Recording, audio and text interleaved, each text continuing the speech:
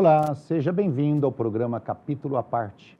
Hoje nós vamos conversar sobre um assunto que me agrada bastante, falar sobre os jovens, falar sobre esses jovens maravilhosos que é a esperança da terra. Nós que já temos uma certa idade, como eu, taxado pela sociedade como terceira idade, não gosto muito disso não, mas nós temos uma esperança enorme nos jovens para que deixe essa terra melhor, deixe essa terra com uma qualidade de vida melhor, mais limpa, mais ampla, com mais dignidade, observando sempre a justiça onde é que ela esteja. Nós vamos conversar hoje com o Sidney Oliveira, que é mentor e escritor, autor de 8 livros, falando sobre jovens. Começou lá com a geração Y e vem aqui em Cicatrizes, que é o seu mais recente livro, não é o último. Tudo bem com você, Sidney? Tudo bom, José Alberto? Muito bom, muito prazer estar com vocês aqui. Gostei daquele negócio, não é o último, é o mais recente. A gente muitas vezes vai escrevendo e às vezes a gente fala assim, qual que é o teu último livro? Aí eu falo, o meu último livro é quase um vício de linguagem. E na verdade não é, esse é o mais recente. Aí me orientaram, falaram assim, não fale isso é o último, a menos que você não vá nunca mais escrever. Meu último livro vocês vão comentar depois da minha morte. Exato. Fala, o último livro dele foi aquele. O último livro e de repente pode acontecer uma psicografia ainda por cima. Então, aí depende muito da crença que você tem, né? Mas pode vir mais um. Eu posso pegar um gancho nisso que você acabou de falar, do jovem, a gente apostar no jovem. Tem uma coisa interessante que no passado a gente falava, vamos apostar no jovem, parece quase um clichê. Só que tem um problema. Todos nós que estamos vivendo hoje, nós estamos numa condição diferente. Aumentou a expectativa de vida. Então, todos nós vamos ver esse jovem adulto. Você imagina, a expectativa de vida hoje oscila aí, em média, eu diria, perto dos 80 anos. Era 65 a 30 anos atrás. Daqui a 30 anos é perto dos 90, normal. Significa que nós vamos ver esse jovem de hoje, de 20 anos, nós vamos ver ele com 50, nós vamos estar vivos para ver. Então, é assim, quase que um investimento no teu futuro, você transformar esse jovem num jovem adequado, que ele saiba fazer escolhas, que ele saiba decidir, ele saiba agir de uma maneira mais adequada para a sociedade, porque a gente não vai sair do jogo, a gente está jogando mesmo. Eu tô com um pouquinho mais de 30, posso pensar em 100 mais ou menos? Pode. Você já pode pensar perto de uns... Olha, pelo menos 90 você já pode trabalhar, porque assim, as estatísticas estão provando e tem sempre alguma coisa nova surgindo. Mas né? Você sabe, Sidney, nós vamos entrar no livro aqui, falar de jovem já, mas é bom fazer as observações antes, para o pessoal entender a linha de raciocínio que a gente tem. Quando eu vejo o pessoal em caixa de supermercado, em caixa de banco, principalmente caixa de supermercado, que tem aqueles 2 caixas especiais. E você sabe que está mudando. A gente vai vendo, a gente às vezes nem percebe. Isso é bom. Eu vou dar um Mas me exemplo. incomoda ser chamado de velho aqueles caras. Não, todo mundo está nessa. Você sabe que tem uma coisa que é muito mais significativa no aeroporto. As pessoas frequentam mais aeroporto agora. Mudou o Brasil e a gente tem muito mais gente. Havia uma prática no aeroporto. Horário de embarque, quem vai embarcar primeiro, as prioridades. Quem são as prioridades? Criança de colo, idosos e... Pessoas com deficiência. Pessoas com deficiência. Isso é o clássico. Eu viajo muito de avião. Recentemente, recente que eu estou dizendo assim, esses últimos meses, começou uma coisa nova. Atenção, senhores passageiros, vamos começar o embarque. Primeiramente, pessoas com mais de 80 anos. Muito bom. Antes de todos. Primeiramente, pessoas com 80. Agora tem a segunda categoria, então nós temos assim, as prioridades e a segunda prioridade. Pessoas com 60 anos ou mais entram depois das mulheres, dos deficientes e assim, está mudando. Depois por últimos de 60. Eu tô com 55 anos e tem aquela máxima de depois de 60 você já tem a carteirinha, meia entrada no cinema. Me deu uma carteirinha daquela, eu jogo fora. Não, mas você tem aquela coisa, você tem vantagem. Imagina, estacionamento em shopping. Você reparou que agora só tem vaga para idoso. Como tem vaga para idoso? Você nunca tem lugar para parar. Pô, já vai chegar a minha vez. Você sabe que já começou metade dos estacionamentos agora já é vaga para idoso, porque metade da população... Então, você começa a ver isso aí, você fala, pô, já chega a minha vez. Só que eu estou começando a desconfiar que daqui 5 anos, quando chegar a minha vez, não vai ser mais 60 anos o idoso, não. Já acho que vai aumentar essa régua para 65, 70. Eu já imagino que já vão mudar a lei para dizer que idoso, de verdade, é acima de 70, tá? Isso tudo que eu estou conversando com o Sidney tem a ver com a nossa conversa, vocês vão entender no decorrer do programa, que nós vamos falar sobre as oportunidades de mercado para os jovens, que tem muito a ver com essa questão do idoso dos 60 anos, dos 70 anos, que está super ativo. Mas antes nós vamos fazer uma pergunta para ele que eu acho que deveria ter sido a primeira. Ah, pois não. Por que o nome do livro Cicatrizes? Bom, tem um pouco a ver com o aumento da expectativa de vida. Mas Já tem a ver? Tem a ver. Mas tem a ver também com a forma que nós adotamos de educar os jovens. Nos últimos 30 anos, a gente adotou um critério diferente. Nós começamos a ser mais provedores, nós começamos a supernutrir o jovem de informação. Vai estudar, estuda, leia, internet. Quer dizer, a gente supernutriu. Ele hoje é um jovem que estudou muito, ou pelo menos grande parte dele, ele lutou, ele quase diria obeso mental, de tanta informação que ele tem, e ele tem acesso a mais informação. Esse jovem que tem toda essa informação, para ele adquirir a informação, ele não fez a outra parte da história, porque a informação sozinha não significa nada. Você precisa colocar ela em prática. Aí ela vira conhecimento.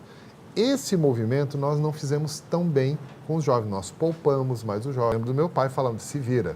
E se vira, você está sozinho e você tem que achar uma solução. Nós falamos, não vou falar se vira para o meu filho. Eu vou junto, filho, vamos lá. Eu sei que é você quem tem que dizer, mas eu estou aqui. Aí, assim, eu estou aqui, o que acontece? Vamos lá, eu te ajudo. Pronto, nessa hora nós criamos uma geração um pouco mais desprovida de cicatrizes, um pouco mais frágil. E o que acontece com ela? Ela não está tão preparada para esse mundo mais complexo que nós criamos. E quando eu digo nós, os mais veteranos são os responsáveis por esse mundo complexo. O jovem entra nesse mundo hoje talvez um pouco mais frágil do que nós entramos no mundo quando nós éramos mais jovens. Eu diria assim, quando aparecem os grandes problemas que ele já está no mercado ou já está com uma idade mais avançada, ele não está preparado porque ele não enfrentou os pequenos problemas lá atrás que deveria ir amaciando, fazendo ele crescer, deixando o couro mais duro. A palavra couro mais duro, a gente fala assim, o jovem fala, não, eu não quero ter o couro mais duro, eu quero ser soft. Só que tem uma coisa, realmente... Não, isso é uma força de expressão. Não, né? mas Ou tudo seja, bem. Preparação. Então, essa preparação a gente foi tirando dele sutilmente, substituindo por outra coisa. Tem um joguinho que era muito característico da nossa época, que é o pega-varetas. Pega-varetas, fura, você aprende, você mexeu numa vareta errada, você perde a vez. Só que o pega-varetas, ele te ensinava a lidar com frustração naquilo que você fez. Então, eu escolhi a vareta e eu mexi, fui eu quem, eu não posso transferir para ninguém. O que nós fizemos? Não, o jogo de pega-varetas é perigoso, o jovem pode se furar e tiramos o jogo, a gente tira o jogo. E a gente deu para ele... Eu joguei muito isso. Não tem mais. Hoje você encontra o jogo de pega-varetas, só que ele é diferente. Primeiro, as pontas são arredondadas. Segundo, que ele é de plástico. Ele não é de madeira, não quebra, não lasca. Então ele é... E quando você solta, eu tenho esse jogo, procurei, a gente solta. A única coisa que ele não faz é aquela coisa complexa. Não, ele espalha assim, quer dizer, fica fácil. A gente está facilitando tanto o mundo para o jovem. E a gente está facilitando porque nós, veteranos, experimentando um aumento na expectativa de vida, a gente não quer sair do jogo. Eu vou fazer uma brincadeira com o nome. A gente tem falado muito de gerações, a gente gosta de falar de gerações. Demos nomes para as gerações. A primeira geração com nome não foi a geração Y, ela é mais famosa agora, porque ela é a atual geração dos jovens. A chama de geração milênio, geração cristal, geração X. A primeira geração que recebeu um nome foi a Baby Boomers. Baby Boomer é aquele pessoal que nasceu na década de 40 e 50, né? O Baby Boomer recebeu a geração, o X recebeu o nome, que é a geração seguinte, o Y é a geração que nasceu na década de 80 e 90 e que agora é jovem. Então, a gente vai dando nomes. Uma coisa que eu percebi, além desses nomes, que é bem divertido dizer, né, os nomes, tem uma nova geração surgindo nesses últimos 20 anos, que é a geração FY. É a geração Forever Young. Ou seja, os veteranos não querem envelhecer. A gente se recusa a envelhecer, a gente adota o comportamento jovem, a gente adota a postura jovem, a gente entra na vibe jovem e a gente fala, eu sou jovem, para sempre. E parece que isso aí muda o nosso comportamento, porque o veterano não saindo do jogo tira o jovem do jogo. Justamente o jogo que ele precisa aprender a desempenhar as coisas com as suas cicatrizes. Então, a gente poupar ele deixou ele mais frágil. O livro trata justamente dos desafios de amadurecer nesse século que nós estamos com tantas facilidades, tantas coisas acontecendo. E nós, mais veteranos, ainda mandando muito. A gente está no jogo, a gente não saiu. Eu queria fazer uma comparação concreta. Assim, eu estou assistindo um seriado, Os Vikings, né? E tem um outro que eu estou acompanhando que também fala dos Vikings, aqueles guerreiros antigos e tal. Quando você pega aquele lutador experiente, aquele cara mais velho, que ele luta com 300 lá, com a espada, mata todo mundo, consegue vencer a batalha, tal, você percebe que ele tem cicatrizes reais, corte no rosto, corte no pescoço, corte no ombro. E toda vez que aparecem esses grandes guerreiros, em qualquer tipo de filme, em qualquer tipo de seriado, você olha, mesmo que seja aqueles caras mais modernos, que estiverem em guerra, você tira a camisa, aquele monte de marca, né? Aparece aquilo lá. Aquilo lá é uma cicatriz real, quer dizer, ou seja, a partir do momento que o cara apanhou muito em campo de batalha, sofreu muito, tomou muita facada, muita espada no lombo, muito chicote, muita queimadura, ele se torna um grande guerreiro. A gente poderia fazer essa comparação direta com uma linha mais atual, assim, de atitudes? Sim, porque quando eu recebo a facada, quando eu recebo o machucado, a primeira reação minha é me defender. Se eu não conseguir me defender, a próxima vez que vier uma facada, eu vou montar uma estratégia nova. A gente chama de aprendizado. A cicatriz tem essa característica, ela não te deixa esquecer da escolha equivocada que levou à falha. Então você tem a oportunidade de não errar. Só que pensando no jogo hoje do pega-varetas, imagina que você errou ali, não tem jeito, você já mexeu, perdeu a vez o jogo. O jogo hoje é digital. No digital, o que você pode fazer? Começar de novo, apagar o resultado, jogar sozinho, você não tem que tratar de elementos. Então, o que você tira? Você tira o senso da realidade. Equivaleria hoje a um jovem, um guerreiro, tomou uma decisão, levou uma facada, cancela a facada, cancela a cicatriz, cancela tudo, vamos de novo, agora vamos tentar de novo. Cara, mas na vida real não funciona. No digital isso funciona muito bem. E o que tem acontecido? O jovem, vendo essa circunstância, ele tem optado pelo quê? Viver no mundo digital, porque no mundo digital ele tem reset. Então as relações estão mais frágeis, as pessoas estão cada vez mais fugindo das cicatrizes ou fugindo das consequências. É responsabilidade. Ô, Sidney, nós vamos continuar esse papo que está super agradável, mas nós vamos ter que fazer um rápido intervalo. Já voltamos.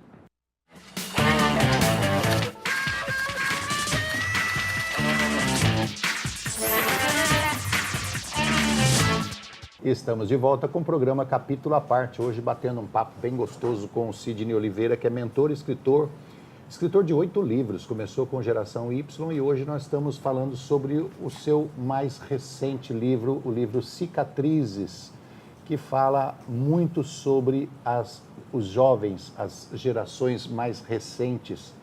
O Sidney, nós estamos falando das cicatrizes, o porquê. Você acha importante, então, para o amadurecimento da pessoa, que ela tenha um sofrimento, ou seja, ela enfrente os problemas da vida real, que ela tenha a sabedoria de colocar em prática os conhecimentos adquiridos através da leitura, através da internet, através da escola, seja lá o que for, para peitar os seus problemas do dia a dia, de repente sair machucado com aquilo, mas que aquilo se torna um crescimento real para ele? Eu coloco a maturidade como parte da nossa vida. Quando a gente escapa dos problemas ou tenta transferir os problemas, eu estou evitando que as consequências venham para mim e eu estou evitando de aprender com ela, ou seja, eu estou evitando de fazer novas escolhas mais assertivas. Hoje, o que a gente tem mostrado é que existe uma relação muito grande entre controle e maturidade. Mais controle, menos maturidade manifesta. Menos maturidade, maior necessidade de controle. Quando a gente olha essa dimensão, a gente começa a perceber que o que está em jogo hoje é a maturidade, a administrar as consequências. Eu não quero as consequências. Perfeito. As consequências vêm. Então não é uma coisa de propor a pessoa sofrer. Olha, você tem que sofrer. Não. As circunstâncias da vida não são de acordo com a nossa expectativa o tempo todo. Nem sempre é um sofrimento, é uma vivência real que ele tem que resolver um problema. A circunstância não é da nossa forma. Então, eu fui num restaurante, pedi um bife. E aí chegou um bife de um jeito que não queria, quer dizer, não atendeu a minha expectativa. Eu tenho várias alternativas. Uma delas, não volto mais no restaurante, não peço o bife, posso falar, olha, da próxima vez eu vou pedir melhor. Eu posso aprender com isso. Por quê? Porque veio de alguma forma que eu aprendi desse jeito. Agora, não veio meu bife, tá vendo? Eu não quero. Aliás, não fui eu, a culpa é do fulano, a culpa é do ciclano. Tá, ok. A transferência de culpa, isso é uma coisa muito natural hoje. Claro, porque é muito mais fácil eu transferir a culpa, porque daí eu não tenho que aprender. Só que quando eu transfiro a responsabilidade, eu estou sob o controle de quem recebe a responsabilidade, porque daí ele exerce o controle. Então você não vai mais lá, você não gostou, então você não vai mais. Quer dizer, esse movimento é um movimento que a gente precisa olhar o tempo todo diante dessa tecnologia que facilita a nossa vida. Eu sempre disse que o sofrimento é a alavanca da humanidade, certo? Perfeito. Se não houvesse sofrimento, o homem estava morando lá nas cavernas, Talvez. certo? Ele, com frio, ele foi procurar agasalho, né? Com a fome, ele foi procurar um novo sítio de caça, com os animais grandes, ele foi desenvolver instrumentos, e aí por diante, quer dizer, sempre através do sofrimento, da fome, do frio, da sede e tal, ele foi buscar e ele cresceu por causa disso. E até hoje, eu digo que o sofrimento é a alavanca da humanidade. Nós poderíamos imaginar que, de repente, há uma diminuição da aceleração que vinha sendo tomada até a década de 60, 70, no crescimento, na evolução da humanidade, ou seja, não uma diminuição, uma desaceleração desse crescimento por falta de sofrimento? Isso aí a gente poderia filosofar bastante, mas a gente tem que fazer um olhar mais amplo da sociedade mais moderna. O que acontece nos últimos anos é que a gente está criando cada vez menos, remodelando o que foi criado cada vez mais. E muita gente aprendeu via rede social que pode declarar intenções. Então, tem muita gente declarando intenções, eu vou fazer isso, vou ficar milionário, eu quero isso, eu quero aquilo, tá bom. Mas não tem a pegada. E assim, tem um espírito bacana hoje em dia que fala assim, sonhe, acredite muito, sonhe bem alto, sonhe grande. Legal, mas o sonho tem um preço. O preço do sonho é a renúncia. E parece que ninguém quer renunciar a nada. Então, assim, tem uma parte da equação, que é a renúncia, que as pessoas não querem. Eu não quero renunciar a nada, eu quero tudo, quero fazer tudo ao mesmo tempo agora. Eu quero dirigir, andar de escada, pegar no celular, responder a minha mensagem, falar com ele agora, eu preciso da resposta agora. Ou seja, a gente está aqui, o celular nosso fica aqui, vibrando, porque alguém está querendo a resposta agora. Tá bom, e se eu não responder agora, parece que tem um bullying contrário aí. Você não me respondeu agora por quê? Não, eu estava numa gravação. Mas por que você não parou para responder agora? Por quê? Porque eu estou ansioso. Então, você vê que gerou-se uma paranoia de todo mundo empurrar a ansiedade para o outro, mas ninguém produzir nada de fato. Ou o que é produzido é muito pouco. E você vai olhar para as pessoas que estão produzindo, sempre tem o esforço, a cicatriz, a renúncia que essa pessoa fez. Mas mas deu sorte. Ninguém dá sorte. As pessoas que estão fazendo é porque estão pagando o preço. O preço normalmente é uma marca, é uma falha, é o aprender com a falha. Isso, para mim, se chama cicatriz. As pessoas estão evitando ter cicatrizes. Se a gente for olhar para o progresso do mundo, é óbvio que a cada ano nós estamos progredindo que progrediu há 1000 anos juntos, né? Em termos de ciência, tecnologia e aí por diante. Mas o que eu quis dizer é o seguinte, poderia estar mais acelerado se todo mundo tivesse colocando as suas cicatrizes no corpo, ou seja, claro. Aquilo que eu disse antes do programa para você. Você lê muito, você se torna culto. Se você vivencia muito, você se torna sábio. E o sábio, ele consegue resolver mais problemas, ele consegue ter umas tiradas mais inteligentes, ele consegue contornar ou entrar dentro do problema com uma solução praticamente já pronta. Uma coisa que eu percebo é que, assim, nós estamos... não é criando mais coisas, nós estamos produzindo mais informação do que qualquer outra época. Então, a capacidade de geração de informação é estupenda. E isso não é novo. Porque nós estamos pegando informação e reprocessando informação. Você repara isso, por exemplo, na indústria do cinema. Quantas vezes você está vendo um roteiro original? E quantas vezes você está vendo remake do remake do remake? Você olha de música. Quantas vezes estão se criando novas músicas de fato, novos estilos? Não tem. É o estilo remake, remake, remake do estilo. Então, nós não estamos criando mais coisas. Claro que tem um processo criativo intenso, mas nós estamos produzindo mais informação. Só que não estamos produzindo mais conhecimento, porque para a informação virar conhecimento, precisa da aplicação. E as pessoas estão evitando de aplicar ou estão aplicando assim o superficial. Então vamos lá. Todas as grandes empresas hoje em dia dizem o seguinte: nós temos que compartilhar informação, nós temos que deixar a empresa transparente. E uma grande pedida das empresas hoje você precisa saber trabalhar em equipe. Perfeito. Certo? Então, da maneira como está se evoluindo nas redes sociais, aquele negócio que você falou, eu não quero mais conversar com meu amigo, bloqueia ele, certo? Sim, eu tenho uma rusga com ele, bloqueia ele. Porque os encontros são em rede social. Não tem aquela coisa de ir na casa do amigo, tomar um café, bater um papo, jogar carta, jogar xadrez, que eu fazia isso muito quando era jovem. Isso aí prejudica nas relações da empresa, por exemplo. As pessoas hoje não sabem trabalhar em equipe, elas não têm uma relação social muito forte. Quando a gente fala trabalhar em equipe, o que é? Você tem que renunciar parte das suas expectativas em nome da expectativa do outro. Isso é uma negociação. Agora, se eu estou numa condição que eu não abro mão das minhas expectativas, eu não posso renunciar a nada e os outros também não, a gente acaba fazendo o oposto. Justamente o trabalho em equipe não flui. Uma coisa que é diferente no mercado de trabalho é que a gente está saindo daquele modelo hierárquico, vinculado à empresa, vinculado ao cargo. Isso já vem acabando nos últimos anos.